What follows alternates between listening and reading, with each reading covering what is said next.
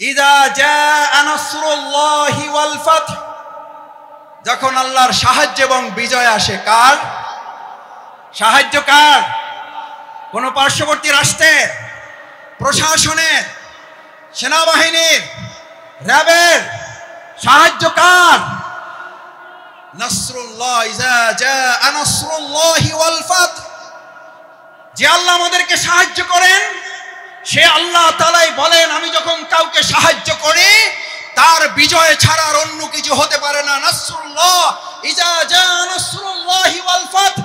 কারণ আমার সাহায্য যেখানে যায় গোটা দুনিয়া তার বিপক্ষে থাকলেও বিজয় ছাড়া তার কিছুই হয় না। আজ বাংলাদেশে আল্লাহর সাহায্য এসেছে, গোটা কোরআনের রাষ্ট্র কায়েম হওয়া ছাড়া পূর্ণাঙ্গ বিজয় আমাদের হতে পারে না।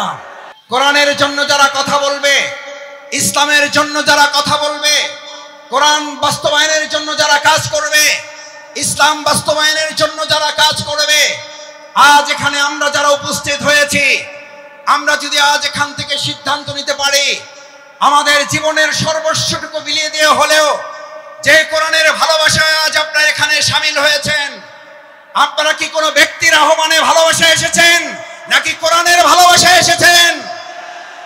কিসের ভালোবাসায় এসেছেন?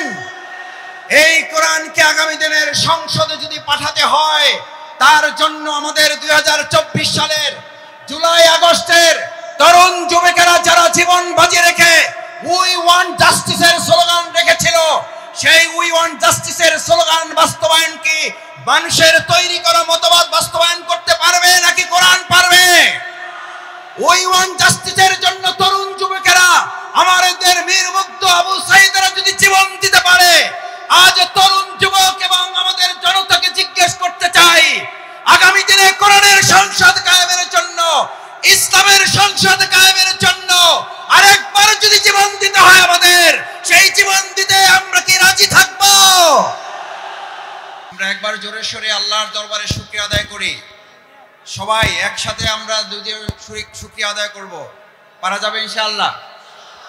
যতদূর মাইকের আওয়াজ যায় সবাই আমরা একসাথে আল্লাহর দরবারে এই জন্য শুকরিয়া আদায় করব যে আল্লাহ তাআলা আমাদেরকে আজ এই উন্মুক্ত আকাশের নিচে বিশাল এই তাফসীরুল কোরআন মাহফিলে একত্রিত হওয়ার তৌফিক দিয়েছেন। সেই আল্লাহ সুবহানাহু ওয়া তাআলার দরবারে আমরা আমাদের হৃদয়ের সবটুকু আবেগ এবং ভালোবাসা উজাড় করে মস্তক অবনত চিত্তে শুকরিয়া আদায় করতে চাই। সবাই পারবেন ইনশাআল্লাহ? আমরা সবাই একবার শুকরিয়া আদায় করে জোরে সোরে আলহামদুলিল্লাহ, আলহামদুলিল্লাহ, আলহামদুলিল্লাহ, আলহামদুলিল্লাহি রাব্বিল আলামিন, ওয়াসসালাতু ওয়াসসালামু আলা রাসূলিহিল কারীম ওয়া আলা আলিহি ওয়া সাহবিহি আজমাইন। আজকের এই বিশাল তাফসীরুল কোরআন মাহফিলের সম্মানিত সভাপতি, আজকের এই মাহফিলের সম্মানিত প্রধান মুফাসসিরে কোরআন, আন্তর্জাতিক খ্যাতি সম্পন্ন আলেমে দ্বীন, বিশিষ্ট ইসলামিক স্কলার, আমাদের অত্যন্ত শ্রদ্ধাভাজন, গোটা বিশ্বের দরবারে যিনি কোরআন এবং ইসলামের আহ্বান অত্যন্ত যৌক্তিকভাবে মানুষের সামনে তুলে ধরছেন, আমাদের আজকের সেই প্রাণপ্রিয় প্রধান আকর্ষণ জনাব মাওলানা ডক্টর মিজানুর রহমান আজহারি। আজকের এই প্রোগ্রামে উপস্থিত সম্মানিত আমন্ত্রিত অন্যান্য উলামায়ে কেরাম, বরেণ্য আলেমে দ্বীন, আজকের এই প্রোগ্রামের সম্মানিত অতিথি বাংলাদেশ জামাত ইসলামী কক্সবাজার জেলা শাখার সংগ্রামী আমির, আজকের এই প্রোগ্রামের অন্যতম অতিথি বাংলাদেশ জামাত ইসলামীর আপনাদের অত্র অঞ্চলের প্রাণপ্রিয় মানুষ জনাব আব্দুল্লাহ আল ফারুক, আজকের এই প্রোগ্রামের সম্মানিত আয়োজক আপনাদের সকল প্রাণপ্রিয় ভাই, যিনি এই পুরো প্রোগ্রাম সমন্বয় করার জন্য আপনাদের সামগ্রিক সহযোগিতা এবং আল্লাহর ভালোবাসা নিয়ে সামনের দিকে প্রোগ্রাম এগিয়ে নিয়ে যাচ্ছেন, প্রিয় ভাই নিয়ামতুল্লাহ নিজামী, সম্মানিত উলামায়ে কেরাম, সম্মানিত শিক্ষকবৃন্দ, পিতৃ সমতুল্য মুরব্বিয়ান ইকরাম, আমার সামনে উপস্থিত তরুণ এবং যুবক ভাইয়েরা, মহান আল্লাহর দরবারে শুকরিয়া আদায় করি। ফিরোজ ভাই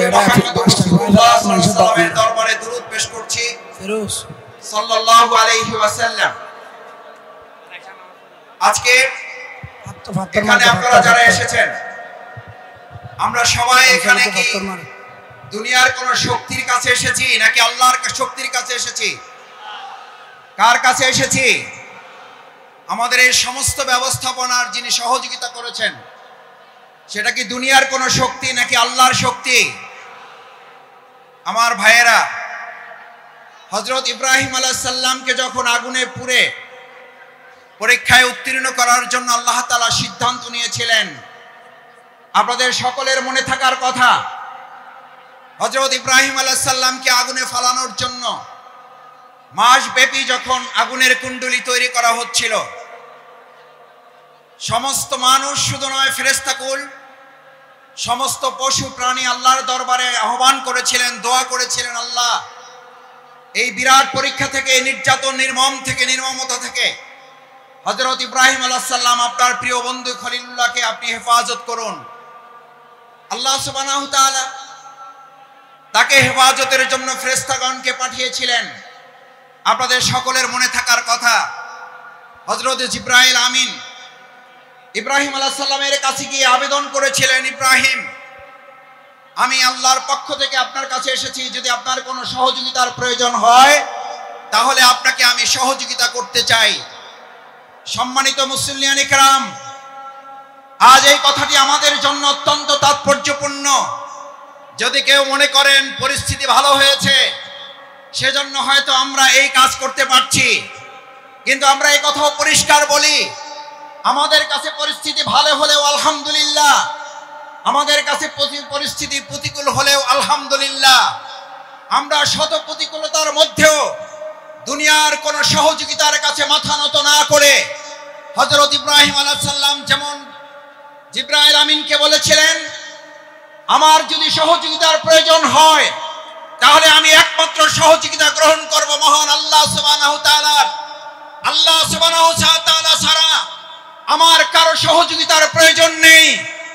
আজ মুসলিয়ান ইকরাম, আপনাদের কাছে জানতে চাই, বাংলাদেশকে যদি কোরআনের দেশ করতে হয়, বাংলাদেশকে যদি ইসলামের দেশ করতে হয়, তার জন্য যদি হযরত ইব্রাহিম আলাইহিস সালামের মতো আমাদের ত্যাগ এবং কোরবানির পরীক্ষায় উত্তীর্ণ হতে হয়, আর তার জন্য যদি সেই অগ্নি পরীক্ষায় আমাদেরকে সহযোগিতার জন্য এক আল্লাহ ছাড়া দুনিয়ার আর কাউকে না পাওয়া যায়, তাহলে আজ এই জনসমুদ্রের কাছে জানতে চাই, আমরা এক আল্লাহ ছাড়া আর কারো সাহায্য কি আমাদের দরকার হবে? আমরা কার সাহায্য চাই? কার সাহায্য চাই? একবার সেই আল্লাহকে আমরা ডাক দিতে চাই। আমরা সবাই আল্লাহকে একবার ডাকতে চাই, আল্লাহ আল্লাহ।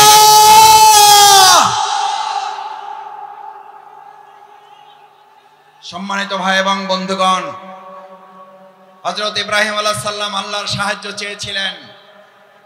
দুনিয়ার কোন মানুষ শুধু নয়, ফেরেশতাগণের সাহায্য তিনি নেননি।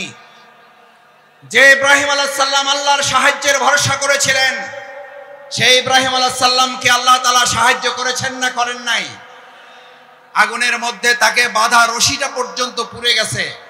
হযরত ইব্রাহিম আলাইহিস সালাম আগুনের স্পর্শ করা তো দূরের কথা, হযরত ইব্রাহিম আলাইহিস সালাম সেই সময়, ওই সময়টুকু যা তিনি আগুনের মধ্যে অবস্থান করেছিলেন, সেই সময়টুকুকে বলা হয়ে থাকে তিনি তার জীবনের সবচেয়ে সুখী এবং আরামের জীবন যাপন করেছেন। সুতরাং কোরআনের জন্য যারা কথা বলবে, ইসলামের জন্য যারা কথা বলবে, কোরআন বাস্তবায়নের জন্য যারা কাজ করবে, ইসলাম বাস্তবায়নের জন্য যারা কাজ করবে, আজ এখানে আমরা যারা উপস্থিত হয়েছি, আমরা যদি আজ এখান থেকে সিদ্ধান্ত নিতে পারি, আমাদের জীবনের সর্বস্বটুকু বিলিয়ে দিয়ে হলেও যে কোরআনের ভালোবাসায় আজ আপনারা এখানে শামিল হয়েছেন, আপনারা কি কোনো ব্যক্তির আহ্বানে ভালোবাসায় এসেছেন নাকি কোরআনের ভালোবাসায় এসেছেন? কিসের ভালোবাসায় এসেছেন? এই কোরআনকে আগামী দিনের সংসদে যদি পাঠাতে হয়, তার জন্য আমাদের 2024 সালের জুলাই আগস্টের তরুণ যুবকেরা যারা জীবন বাজি রেখে উই ওয়ান্ট জাস্টিসের স্লোগান রেখেছিল, সেই উই ওয়ান্ট জাস্টিসের স্লোগান বাস্তবায়ন কি মানুষের তৈরি করা মতবাদ বাস্তবায়ন করতে পারবে নাকি কোরআন পারবে?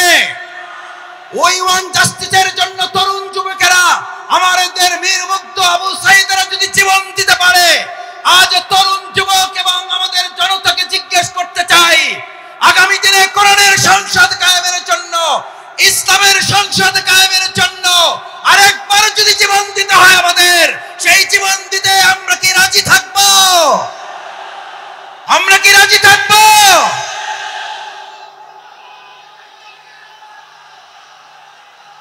সম্মানিত ভাই এবং বন্ধুগণ,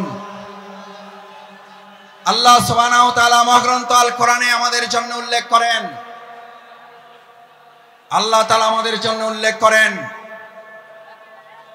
আফা হাসিবতুম আন্নামা খালাকনাকুম আবাসা ওয়া আন্নাকুম ইলাইনা লা তুরজাউন। আল্লাহ সুবহানাহু ওয়া তাআলা আমাদেরকে পৃথিবীতে প্রেরণ করে আমাদেরকে স্মরণ করিয়েছেন। তোমরা কি মনে করো যে তোমাদেরকে এমনিতে অর্থহীন ভাবে, টার্গেটলেস, এইমলেস, গোল শূন্য, কোনো উদ্দেশ্যহীন ভাবে তোমাদেরকে আমি পৃথিবীতে প্রেরণ করেছি? ওয়া ইলাইনা লা তুরজাউন, অথচ তোমাদেরকে তোমাদের কাজ সম্পন্ন করে কি আবার আমার কাছে ফিরে আসতে হবে না? আমাদের সম্মানিত ভাই এবং বোনেরা, আমার পর্দার আড়ালের মা ও বোনেরা যারা আছেন এখানে, আজ যারা উপস্থিত হয়েছি, আমাদেরকে একথা ভালো করে মনে রাখতে হবে, আজ এখানে আমরা যে কোরআনের ভালোবাসা এসেছি, সেই কোরআন আমাদের উপরে তিনটি মৌলিক দায়িত্ব অর্পণ করেছে। এক, আল্লাহ সুবহানাহু ওয়া তাআলা বলেন, আফা হাসিবতুম আন্নামা খালাকনাকুম আবাসা, আমি তোমাদেরকে অর্থহীন ভাবে পৃথিবীতে সৃষ্টি করি নাই, আমি তোমাদেরকে পৃথিবীতে সৃষ্টি করেছি একটা গুরুত্বপূর্ণ উদ্দেশ্য নিয়ে। সেই উদ্দেশ্য সম্পর্কে আল্লাহ তাআলা পরিষ্কার রোড ম্যাপ ঘোষণা করেছেন। এখন আমাদের দেশের অর্থনীতি সংস্কারের প্রশ্ন উঠছে, আমাদের দেশের রাজনীতি সংস্কারের প্রশ্ন উঠেছে, পররাষ্ট্রনীতি সংস্কারের প্রশ্ন উঠেছে।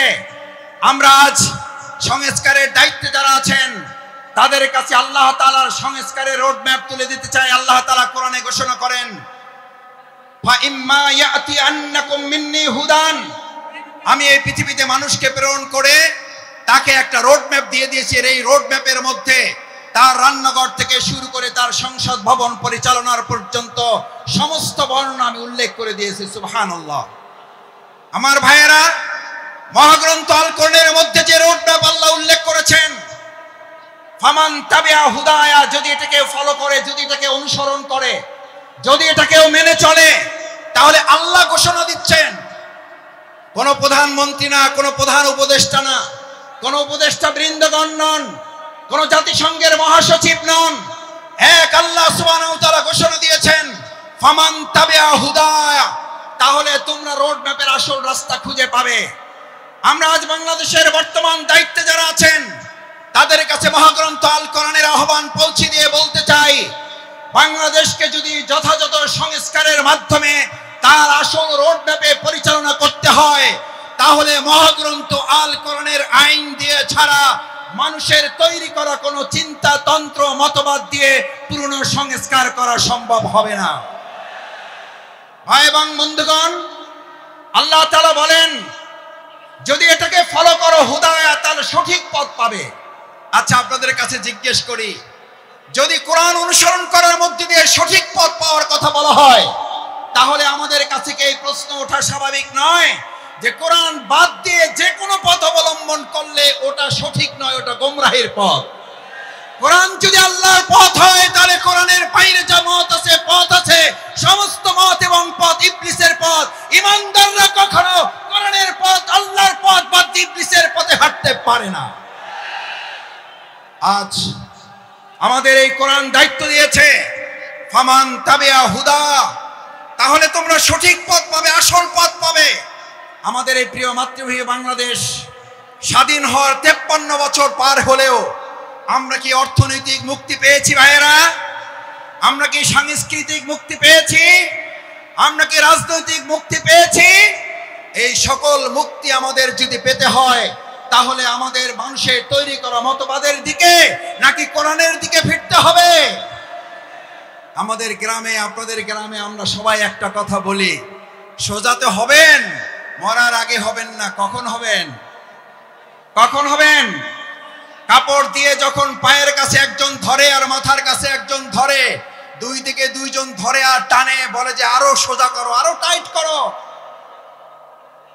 ভাইয়েরা, মরার পরেই যদি আমাদের সোজা হতে হয়, চোখে যদি দেখতে পাই যে আমরা সোজা হচ্ছি এবং আমার সন্তানরা আমাকে টাইট করে বেঁধে সোজা করছে, আজ আমার সমস্ত পেকুয়াবাসী, বাংলাদেশের প্রান্ত থেকে যারা এখানে এসেছেন, আমরা আহ্বান জানাই, আসুন, মরার পরে যদি সোজা আমাদের হতেই হয় তাহলে জীবিত থাকতেই আমরা সোজা হয়ে আমাদের বাংলাদেশকেও সোজা পথে পরিচালনার জন্য আর কোন মত এবং পথ নয়, কোরআনের পথেই বাংলাদেশকে আমরা সোজা করে পরিচালনা করব ইনশাআল্লাহ।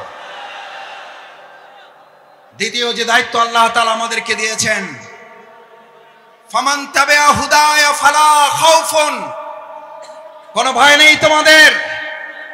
আমার ভাইয়েরা, আমাদেরকে ভয় দেখিয়েছিলেন, আমাদেরকে ভয় দেখিয়ে আমাদের আজকের প্রধান মুফাসসির মাওলানা ডক্টর মিজানুর রহমান আজারীকে দেশ ছাড়তে বাধ্য করেছিলেন।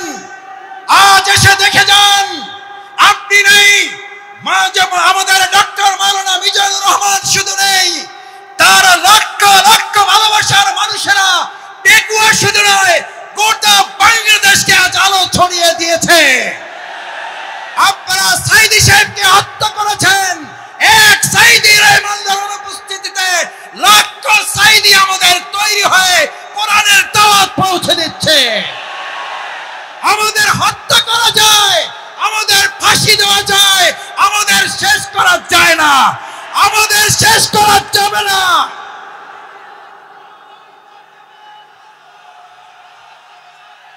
সম্মানিত ভাই এবং বন্ধুগণ, সম্মানিত ভাই এবং বন্ধুগণ, ফালা খাউফুন, সুতরাং আমাদেরকে আপনি ভয় দেখাবার কে? যারা আমাদেরকে ভয় দেখিয়েছেন, 17 বছর এই বাংলাদেশের 18 কোটি নাগরিককে আপনারা ভয় দেখিয়েছেন। শেষ পর্যন্ত আপনারা ভয় দেখাতে দেখাতে এতটা ভয় পেলেন যে আপনারা দেশের জেলখানায় পর্যন্ত জায়গা হলো না, আপনাদেরকে দেশ ছেড়ে পালাতে হলো। আল্লাহ তাআলা নিশ্চিত করেছেন, ফালা খাউফুন, তোমাদের ভয় পাওয়ার কোনো দরকার নেই, কারণ যারা আল্লাহকে ভয় করে তাদের দুনিয়ার আর কাউকে ভয় করতে হয় না, বরং গোটা দুনিয়া তাদেরকে ভয় করে। ফালা খাউফুন আলাইহিম ওয়ালা হুম ইয়াহজানুন। আল্লাহ সুবহানাহু ওয়া তাআলা শুধু ভয়ের ব্যাপারে আপনাকে নিশ্চিত করে নাই, আল্লাহ তাআলা বলেন, আমার এই ভয়ে যদি তোমরা উত্তীর্ণ হতে পারো, এক আল্লাহকেই যদি ভয় করতে পারো, কোন গুলি বন্দুককে যদি তোমরা ভয় না করো, তাহলে আমি আল্লাহ তোমাদেরকে এবার দ্বিতীয় নিশ্চয়তা দিচ্ছি, ওয়ালা হুম ইয়াহজানুন, তোমাদের আর কোন রকম দুশ্চিন্তা, উদ্বেগ, উৎকণ্ঠায় ভুগতে হবে না। আলহামদুলিল্লাহ, বিগত 15 বছর আপনারা ত্যাগ এবং কোরবানি, নির্যাতন, নিপীড়নের মুখে থেকেছেন। এই পেকুয়াবাসী, এই চট্টগ্রামের বন্দরের নগরীর মানুষেরা জীবন বাজি রেখেছেন, কিন্তু কোন গুলি বন্দুক ফাঁসির কাছে আমাদের ভাইয়েরা মাথা নত করে নাই বলে আজ আল্লাহ তাআলা উদ্বেগ, উৎকণ্ঠা এবং স্বস্তির মধ্যে আমাদের এই সুন্দর একটা প্রোগ্রামের আয়োজন করার তৌফিক দিয়েছেন। এটা কার পুরস্কার? কার পুরস্কার? আমাদের পূর্ণ পুরস্কার এখনো আমাদের হাতে আসে নাই। আমাদের আসল পুরস্কার আল্লাহ ঘোষণা করেছেন, বিসমিল্লাহির রহমানির রহিম, ইযা জাআ নাসরুল্লাহি ওয়াল ফাত, যখন আল্লাহর সাহায্য এবং বিজয় আসে। কার সাহায্য? কার? কোন পার্শ্ববর্তী রাষ্ট্রের, প্রশাসনের, সেনাবাহিনীর, র্যাবের সাহায্য? কার? নাসরুল্লাহ, ইযা জাআ নাসরুল্লাহি ওয়াল ফাত, যে আল্লাহ আমাদেরকে সাহায্য করেন সে আল্লাহ তাআলাই বলেন, আমি যখন কাউকে সাহায্য করি তার বিজয় ছাড়া আর অন্য কিছু হতে পারে না। নাসরুল্লাহ ইজা জা নাসরুল্লাহি ওয়াল ফাত, কারণ আমার সাহায্য যেখানে যায় গোটা দুনিয়া তার বিপক্ষে থাকলেও বিজয় ছাড়া তার কিছুই হয় না। আজ বাংলাদেশে আল্লাহর সাহায্য এসেছে, গোটা কোরআনের রাষ্ট্র কায়েম হওয়া ছাড়া পূর্ণাঙ্গ বিজয় আমাদের হতে পারে না। আমাদের পূর্ণাঙ্গ বিজয় কি? আমাদের পূর্ণাঙ্গ বিজয় শুধু একজন এমপি হওয়া নয়, আমাদের পূর্ণাঙ্গ বিজয় শুধুমাত্র একজন মন্ত্রী হওয়া নয়, আমাদের পূর্ণাঙ্গ বিজয় শুধুমাত্র একজন রাষ্ট্রপতি হওয়া নয়, আমাদের পূর্ণাঙ্গ বিজয় শুধু একজন প্রধানমন্ত্রী হওয়া নয়, আমাদের পূর্ণাঙ্গ বিজয় শুধুমাত্র ইসলামী দল ক্ষমতায় যাওয়া নয়, আমাদের পূর্ণাঙ্গ বিজয় হচ্ছে আলা লাহুল খালকু ওয়াল আমর, সৃষ্টি যার, আইন চলবে তার। আমার ভাইয়েরা, সৃষ্টি যার, আইন চলবে তোমার। আইন চলবে কার? আইন চলবে কার? বাংলাদেশ আজ সেরকম একটা সুন্দর কল্যাণমূলক রাষ্ট্র বিনির্মাণের জন্য এখানে যারা এসেছেন, কোরআনের প্রেমে যারা বসেছেন, কিসের উপরে বসেছেন এটা চিন্তা করেন নাই। আপনার মাথার উপরে ফ্যান আছে, লাইট আছে, বাতাস আছে, নাই চিন্তা করেন নাই। আজ এখানে যারা এই কোরবানি পেশ করে কোরআনের ভালোবাসায় সমবেত হয়ে গায়ে গা লাগিয়ে লক্ষ লক্ষ জনতা এখানে হাজির হয়েছেন, এই লক্ষ জনতা যদি আজ একটা আহ্বান এখান থেকে নিয়ে যেতে পারেন, রাসূল করিম সাল্লাল্লাহু আলাইহি সাল্লাম এরকম মজলিসকে সামনে রেখে আমার মুসল্লিয়ানে কিরামগণকে উদ্দেশ্য করে, এই জামানাকে উদ্দেশ্য করে রাসূল করিম সাল্লাল্লাহু আলাইহি সাল্লাম সাহাবীদেরকে স্মরণ করালেন। দুর্ভোগ হচ্ছে সেই মানুষের জন্য, ভালো করে খেয়াল করুন, দুর্ভোগ হচ্ছে সেই মানুষের জন্য, দুর্ভোগ হচ্ছে সেই মুসলিমের জন্য, দুর্ভোগ হচ্ছে সেই কোরআন প্রেমিকের জন্য যে আল্লাহকে ভুলে গিয়ে নিজেকে নিয়ে ব্যস্ত হয়, যে আল্লাহকে ভুলে গিয়ে নিজেকে নিয়ে ব্যস্ত হয় এবং সে নিজেকে নিয়ে ব্যস্ত হতে গিয়ে দুনিয়ার সব কিছু থেকে বঞ্চিত হয়ে যায়। আমরা কি দুনিয়া থেকে বঞ্চিত হয়ে নিজেকে নিয়ে ব্যস্ত হব না আল্লাহকে নিয়ে ব্যস্ত হব? আমার ভাইয়েরা আসুন, আজ সেই কারণে রাসূল করিম সাল্লাল্লাহু আলাইহি সাল্লাম বললেন, আব্দুল্লাহ ইবনে মাসউদ হাদিসটি বলে আমার কথা শেষ করে, আব্দুল্লাহ ইবনে মাসউদ রাদিয়াল্লাহু তাআলা আন قال قال رسول الله صلى الله عليه وسلم ويقولون ما لا يفعلون। তোমাদের মধ্যে এমন একটা সময় আসবে, কোরআন শোনার লোক থাকবে, কোরআন জানার লোক থাকবে, কোরআনের আলোকে সে হয়তো পথ চলার কথাও বলবে, ইয়াকুলুনা মা লা ইয়াফআলুন, কিন্তু কোরআনের আলোকে সমাজ এবং রাষ্ট্র পরিচালনার লোক পাওয়া যাবে না। ওয়া ইয়াফআলুনা মা লা ইউমানুন, আবার কিছু কাজ করলেও কোরআনের পূর্ণাঙ্গ রূপ বাস্তবায়ন হবে না। আজ এখানে যারা আছেন, আমরা কি কোরআন বাস্তবায়নের জন্য সবাই রাজি আছি ইনশাআল্লাহ? সবাই কি রাজি আছি ইনশাআল্লাহ? আল্লাহ মেহেরবানি করে হাতগুলো আপনার আরশের আজিমের ক্যামেরায় এগুলো তুলে নিয়ে কাল কিয়ামতের দিন কোরআনের কর্মী হিসাবে আমাদেরকে নাজাতের জন্য, জান্নাতের জন্য আপনি কবুল মঞ্জুর করুন। আল্লাহ এই আয়োজনকে বাংলাদেশের জন্য কবুল করুন, কোরআনের সংসদের জন্য আয়োজনকে কবুল করুন, কোরআনের রাষ্ট্রের জন্য এই আয়োজনকে কবুল করুন। সম্মানিত ভাই এবং বন্ধুগণ, আসুন আমরা আমাদের প্রধান মুফাসসির কোরআন হযরত মাওলানা ডক্টর মিজানুর রহমান আজারি হাফিজাহুল্লাহর কিছুক্ষণের মধ্যে আপনাদের সামনে কথা বলবেন। আমরা দোয়া করি অন্যান্য উলামায়ে কেরামগণ আরো কথা বলবেন। আল্লাহ সুবহানাহু ওয়া তাআলা আমাদের এই প্রিয় মাতৃভূমিকে সব ধরনের বিশৃঙ্খলা ষড়যন্ত্র থেকে হেফাজত করুন। সকলে বলুন আমিন। আসসালামু আলাইকুম ওয়া রাহমাতুল্লাহি ওয়া বারাকাতুহু।